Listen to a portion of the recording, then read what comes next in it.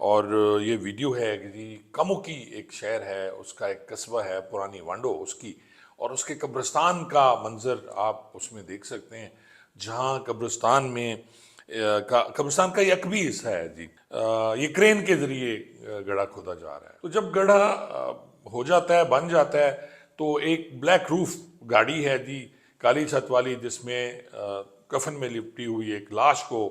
Police والے باہر نکلتے ہیں، پھر جا کے اس گڑھے میں اسے ڈال دیا جاتا ہے، اور ساتھ ہی اب دور سے جو لوگ دیکھ رہے ہیں وہ پریشان ہیں کہ جب بھی کسی مردے کی تدفین کی جاتی ہے، مردہ شخص کی تدفین ہوتی ہے،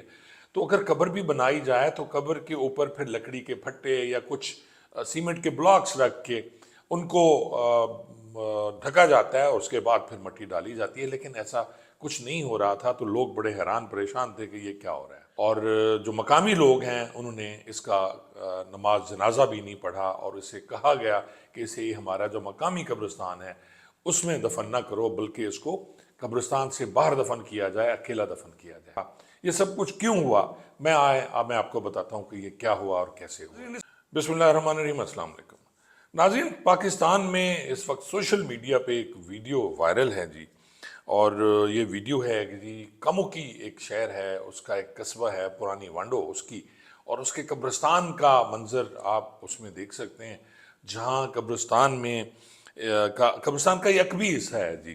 اور قبرستان میں چند اہلکار جو ہیں پولیس ملازمین، ان کے قریب موجود ایک کرین ہے جس کی مدد سے وہ گڑھا کھود رہے ہیں جی۔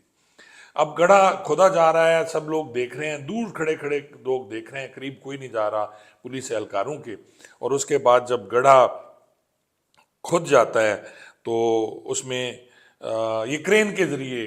گڑھا کھودا جا رہا ہے۔ تو جب گڑھا ہو جاتا ہے، بن جاتا ہے، تو ایک بلیک روف گاڑی ہے جی، کالی چھت والی، جس میں کفن میں لپٹی ہوئی ایک لاش کو پولیس والے باہر نکلتے ہیں، پھر جا کے اس گڑھے میں اسے ڈال دیا جاتا ہے، اور ساتھ میں کھڑے کچھ لوگ جو ہیں وہ پھر اس کو پر کرنا شروع کر دیتے ہیں گڑھے کو۔ لیکن دور کھڑا ہوا ایک شخص جو کوئی پولیس والا لگ رہا ہے، پھر کرین والے کو کہتا ہے کہ آپ کرین کے ذریعے اس کو ڈھک دو، تو پھر کرین اٹھا کے مٹی اس پہ ڈالنا شروع کر دیتی ہے۔ اب دور سے جو لوگ دیکھ رہے ہیں وہ پریشان ہیں کہ جب بھی کسی مردے کی تدفین کی جاتی ہے، مردہ شخص کی تدفین ہوتی ہے، تو اگر قبر بھی بنائی جائے تو قبر کے اوپر پھر لکڑی کے پھٹے یا کچھ سیمنٹ کے بلاکس رکھ کے ان کو ڈھکا جاتا ہے، اور اس کے بعد پھر مٹی ڈالی جاتی ہے، لیکن ایسا کچھ نہیں ہو رہا تھا۔ تو لوگ بڑے حیران پریشان تھے کہ یہ کیا ہو رہا ہے۔ اچھا ناظرین، یہ جو دفن کرنے کا واقعہ یہ 26 فروری کا ہے، ابھی پچھلے ماہ کا ہے، اور وانڈو کا ایک نوجوان جو ہے حسن عرف جھارا، یہ اس کی باڈی تھی جس کو دفن کیا جا رہا تھا جی۔ اور جو مقامی لوگ ہیں انہوں نے اس کا نماز جنازہ بھی نہیں پڑھا، اور اسے کہا گیا کہ اسے ہمارا جو مقامی قبرستان ہے اس میں دفن نہ کرو، بلکہ اس کو قبرستان سے باہر دفن کیا جائے، اکیلا دفن کیا جائے۔ تو ناظرین، یہ سب کچھ کیوں ہو رہا تھا، یہ سب کچھ کیوں ہوا، میں آپ کو بتاتا ہوں کہ یہ کیا ہوا اور کیسے ہوا۔ اس پوری کہانی کی ابتدا ہوتی ہے جی 22 فروری کو، جب گوجرانوالا کی تحصیل کامو کی کے قصبہ وانڈو میں سلائی کڑھائی کا کام کرنے والے عبدالشکور کی 5 سالہ بیٹی ایمان فاطمہ جو گھر میں کھیل رہی تھی اچانک غائب ہو جاتی ہے۔ اب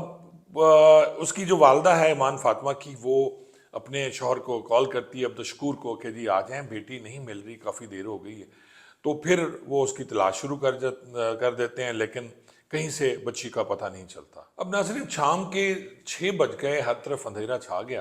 لیکن بچی کا کہیں پتہ نہیں چل رہا تھا۔ تو پھر گھر والے پریشان ہو گئے، ماں اس کی رو رہی ہے، باپ علیحدہ پریشان۔ تو پھر باپ جو ہے تھانے پہ جاتا ہے، اور تھانے جا کے وہ رپورٹ درج کراتا ہے، اور اس کا مقدمہ جو ہے وہ درج کر دیا جاتا ہے۔ مقدمے کا نمبر جو ہے وہ 209/25 ہے، اور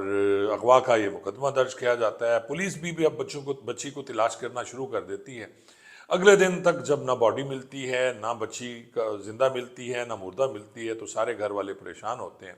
تو آخر ان کا جو ہمسایہ ہے بالکل ساتھ ہی، حسن عرف جھارا، اس پہ جو بچی کا والد ہے ایمان فاطمہ کا عبدالشکور، وہ شک کا اظہار کرتا ہے، کیونکہ یہ بار بار آ کے پوچھتا ہے کہ جی وہ بچی ملی ہے جی، وہ بچی کہاں ہے، بچی مل گئی یا نہیں ملی۔ تو اس پہ شک کی بنیاد پر پولیس اسے گرفتار کرتی ہے، کیونکہ اکثر ایسے واقعات میں نے دیکھا ہے جہاں بچیوں کا اغوا ہوتا ہے یا کچھ ایسا بلائنڈ مرڈر ہوتا ہے جس میں کوئی شخص بہت زیادہ رو رہا ہو اور خام خواہ وہ آ کے پوچھے باتیں پوچھے تو اس پہ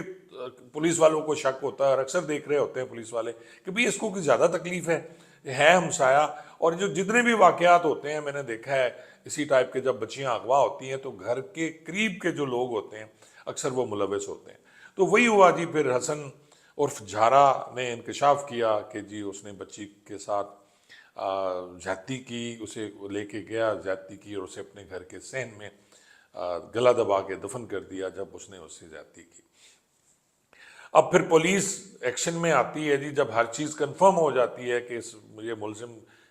ہے اور اسی نے سب کچھ کیا ہے، اور خاص طور پہ جو بچی کی پوسٹ مارٹم رپورٹ ہے جب اس پہ وہ دیکھتے ہیں کہ جی بچی کے ساتھ زیادتی بھی ہوئی، اس کے ہونٹوں پہ کاٹا گیا، اس کی گردن پہ کاٹا گیا اور اس کا گلا دبا کے اسے مار دیا گیا. تو پھر ظاہر ہے محلے میں اور اس ایریا میں جو قصبہ ہے اس میں اشتعال پیدا ہوا لوگوں میں، اور پھر پولیس کے جو ہیں اس کو یہ گرفتار جب ہوتا ہے تو پھر پولیس اس کی گرفتاری ڈالتی ہے، اور پھر وہی پرانا قصہ دہرایا جاتا ہے جس میں پولیس اسے لے کے جا رہی تھی کہ 3 موٹر سائیکل سوار جو اس کے ساتھی ہیں انہوں نے پھر حملہ کر دیا اور فائرنگ شروع کر دی، اور پولیس جو ہے وہ جمپ لگا کر انہوں نے پناہ لے لی اور ان کی جان بچ گئی، اور اپنے ہی ساتھیوں کی فائرنگ سے حسن عرف جھارا جو ہے وہ مارا گیا. اور اس طرح اس قصے کا تمام ہوا، لوگ اس سے خوش ہوئے، باوجود اس کے کہ جی اس واقعے سے جو وقوعہ بنا ہے سب کو پتہ ہے کہ جی یہ کیسے ہوتے ہیں جو لوگ کرمنلز اپنی فائرنگ ساتھیوں کی فائرنگ سے مارے جاتے ہیں تو وہ اکثر واقعات کلیئر ہوتے ہیں، لیکن اس پہ بولتا کیوں نہیں کوئی؟ اس لیے کہ انہیں لگتا ہے کہ جو ہوا صحیح ہوا ہے. ایک لحاظ سے تو یہ بالکل صحیح ہے جو کیا گیا، میں سمجھتا ہوں، لیکن یہ 2 اسکول آف تھاٹ ہیں جی اس پہ. کچھ لوگ کہتے ہیں یہ بالکل صحیح ہوا، کچھ لوگ اس کے مرنے کے بعد بھی کہہ رہے ہوتے ہیں کہ نہیں، ہو سکتا ہے کہ ڈی این اے کے بعد یہ قاتل ثابت نہ ہو. آپ کو یاد ہوگا کہ قصور میں بھی اسی ٹائپ کے جو واقعات ہوئے تھے اس میں بھی پولیس نے ایک بے گناہ کو رگڑ دیا تھا جی اپنے ساتھیوں کی فائرنگ سے، لیکن بعد میں جب وہ زینب کیس کی میں بات کر رہا ہوں اس میں جتنے بھی بچوں کے ساتھ زیادتی ہوئی تھی تو اس میں ایک شخص کو اسی طرح پولیس نے کیا تھا جی، پار کیا تھا، لیکن بعد میں پتہ چلا، حالانکہ اس نے بیان بھی اپنا